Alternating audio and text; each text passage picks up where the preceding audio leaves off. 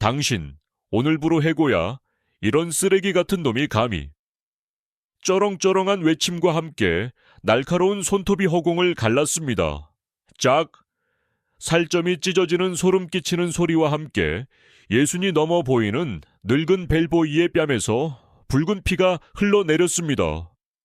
황금빛 조명이 쏟아지는 화려한 연회장. 모든 음악과 웃음소리가 순간 멎었습니다. 수백 명의 눈이 단 두 사람에게 고정되었습니다. 눈부신 붉은 드레스를 입은 완벽한 미녀 최서윤, 그리고 낡고 초라한 제복 차림으로 피를 흘리는 남자. 그녀는 모두가 부러워하는 1조 2천억 원 가치의 엘리시안 그랜드 호텔의 예비 안주인이었고, 그는 가장 낮은 곳에서 굳은 일을 도맡아 하는 이름 없는 직원이었습니다. 하지만 이 끔찍한 순간은 거대한 비극의 서막에 불과했습니다. 안녕하세요. 구독하고 좋아요를 눌러주세요. 어느 도시에서 시청하고 계신지 댓글에 적어주세요. 이 믿을 수 없는 광경의 진실을 알기 위해서는 시간을 3개월 전으로 되돌려야 합니다. 모든 비극의 씨앗은 서울의 야경이 한눈에 내려다 보이는 호텔 최고층 식당라 시엘에서 뿌려졌습니다. 그날 저녁 진호는 하나뿐인 아들 현우의 얼굴에서 평생 본 적 없는 행복한 빛을 보았습니다. 현우는 한 여자를 소개하며 아버지, 제가 평생을 함께하고 싶은 사람이에요 라고 말했습니다. 그녀의 이름은 최서윤. 서울대학교 수석 졸업에 최연소 투자 분석가라는 화려한 경력, 흠잡을 데 없는 미모와 교양까지. 그녀는 마치 완벽하게 세공된 보석처럼 보였습니다. 하지만 40년 동안 온갖 인간 군상을 겪으며 지금의 호텔을 일군 진호의 날카로운 직감은 쉬지 않고 위험 신호를 보내고 있었습니다. 그의 가슴 속에서 차가운 위화감이 스멀스멀 피어올랐습니다. 서윤의 모든 것은 너무나도 완벽해서 오히려 비현실적이었습니다. 그녀는 진호의 경영 철학을 미리 공부라도 한 듯 회장님께서 늘 말씀하시는 사람이 먼저라는 철학을 진심으로 존경합니다. 저 또한 그런 가치를 가장 중요하게 생각해요. 라며 막힘없이 대답했습니다. 그녀가 공손하게 허리를 90도로 숙이며 인사할 때 진호는 그녀의 눈동자 깊은 곳에서 아주 찰나의 순간 스쳐 지나가는 차가운 계산을 읽었습니다. 아들의 인생 전부가 걸린 중대한 문제였습니다. 그는 이대로 그녀의 완벽한 연기에 속아 넘어갈 수 없었습니다. 그 순간 진호는 위험하지만 반드시 해야만 하는 결심을 굳혔습니다. 아들의 미래를 위해, 그리고 자신이 평생을 바쳐 이룩한 이 왕국을 지키기 위해 그는 자신의 모든 것을 걸고 그녀의 가면 뒤에 숨겨진 진짜 얼굴을 확인해야만 했습니다. 하지만 그 완벽함 뒤에 숨겨진 진실은 그 누구도 상상하지 못했던 것이었습니다. 사일런스. 진호는 자신의 제국에서 완벽한 이방인이 되기 위해 거액을 투자했습니다. 그는 대한민국 최고의 특수분장팀, 영화, 올드보이의 배우들을 괴물로 만들었던 바로 그 팀에게 5천만 원이라는 현금을 지급했습니다. 아들에게는 일주일간 급한 용무로 두바이 출장을 간다고 둘러댔습니다. 분장실 거울 앞, 전문가의 손길이 닿을 때마다 40년 세월의 위험이 깃든 그의 얼굴은 힘없고 고단한 68살 노인 박수철의 모습으로 변해갔습니다. 깊게 펜 주름, 검버섯, 완벽한 백발 가발과 목소리 톤을 미세하게 바꾸는 변조기까지. 회장님, 이제는 친아드님도 절대 못 알아볼 겁니다.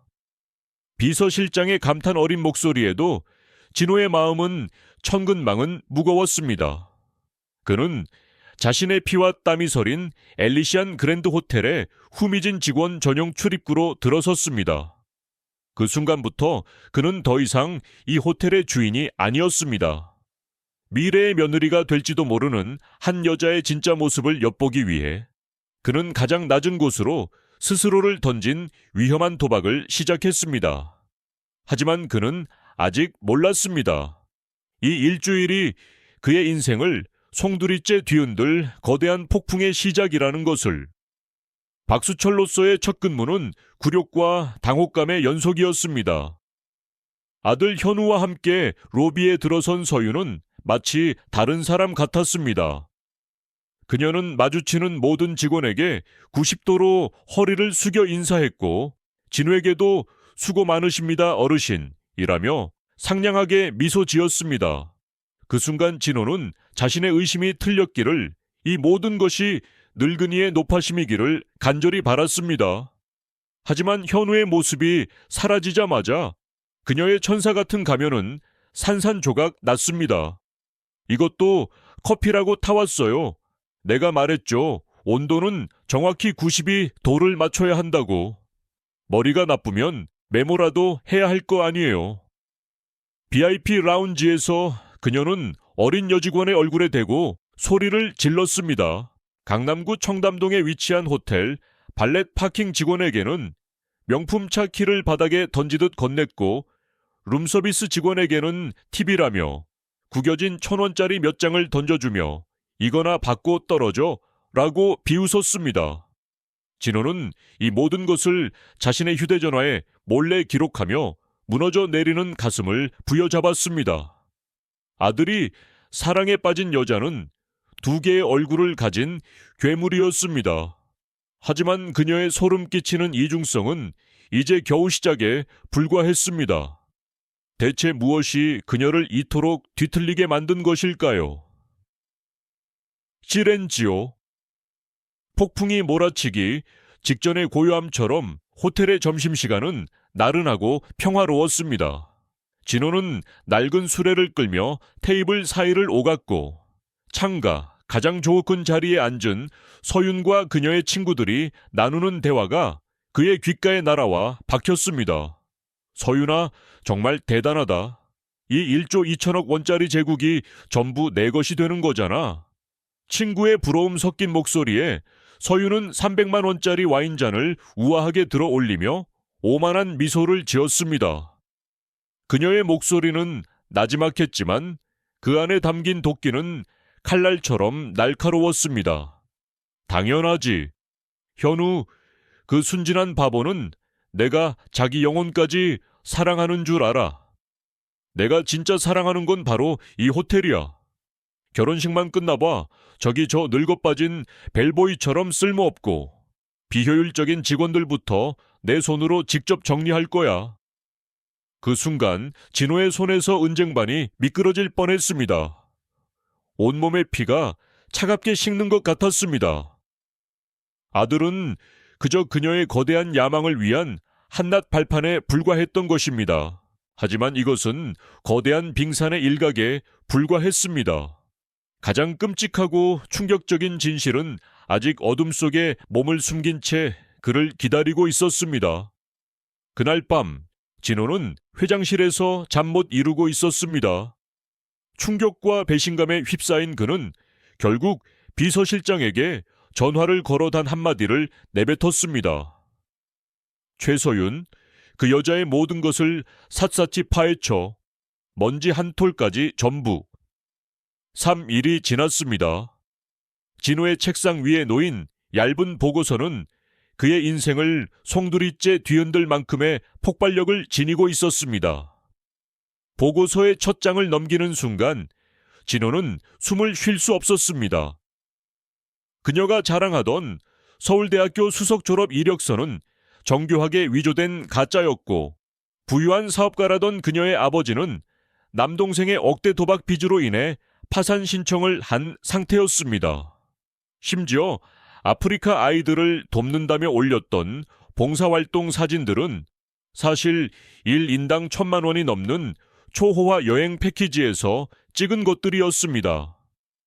그녀의 인생 전체가 거대한 거짓말로 쌓아 올린 모래성이었습니다. 진호의 등골을 타고 식은땀이 흘러내렸습니다. 이 여자는 단순한 속물을 넘어선 훨씬 더 위험하고 예측 불가능한 존재였습니다. 이제 그는 돌이킬 수 없는 강을 건넜다는 것을 직감했습니다. 실행지요. 비서실장은 떨리는 손으로 두 번째 보고서를 내밀었습니다. 그의 얼굴은 새하얗게 질려 있었습니다. 회장님, 이건 정말... 진호는 마른 침을 삼키며 서류를 받아들었습니다. 그 안에는 지난 6개월간의 통화 기록이 빼곡히 적혀 있었습니다. 서윤의 이름 옆에는 믿을 수 없는 이름이 찍혀 있었습니다. 바로 경쟁 호텔인 더 제니스의 전략기획실장. 그녀는 매주 금요일 밤 10시, 정확히 같은 시간에 그와 비밀 통화를 해왔습니다. 통화 내용은 충격적이었습니다. 엘리시안 그랜드의 분기별 실적 보고서, 신규 호텔 부지 매입 계획, 심지어 핵심 인력의 개인 신상 정보까지. 그녀는 호텔의 심장부를 통째로 적에게 팔아넘기고 있었던 것입니다. 그녀의 목표는 단순히 현우와의 결혼을 통한 부의 획득이 아니었습니다. 그것은 호텔을 내부에서부터 좀먹게 하고 결국 경쟁사의 손에 헐값으로 넘기려는 치밀하고 잔인한 배신 행위였습니다. 진호는 온몸이 부들부들 떨리는 것을 느꼈습니다. 이것은 전쟁이었습니다. 그는 깨달았습니다. 오늘 저녁 그녀의 거짓된 성공을 축하하는 화려한 파티는 그녀의 가면을 벗겨낼 마지막 심판의 무대가 되어야만 했습니다. 파티장의 공기는 달콤한 샴페인 향과 거짓된 웃음으로 가득 차 있었습니다. 붉은 드레스를 입은 서윤은 승리에 취한 여왕처럼 보였습니다. 진호는 낡은 벨보이 유니폼을 입은 채 새 샴페인을 들고 조용히 그녀의 테이블로 다가갔습니다. 바로 그때 술에 취해 목소리가 커진 서윤이 친구들에게 속삭이는 소리가 그의 귀를 파고들었습니다.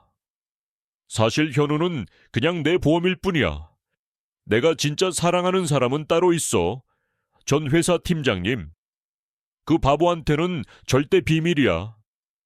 그 말이 진호의 심장을 얼어붙게 만드는 순간 그는 계획대로 움직였습니다.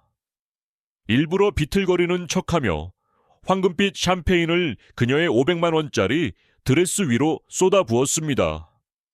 쨍그랑. 잔이 깨지는 소리와 함께 모든 시선이 집중되었습니다. 이것은 연극의 마지막 장을 여는 신호탄이자 모든 것을 끝낼 심판의 종소리였습니다. 그는 이제 더 이상 숨지 않을 것이었습니다. 시렌지요? 당신 오늘부로 해고야. 이런 쓰레기 같은 놈이 감히.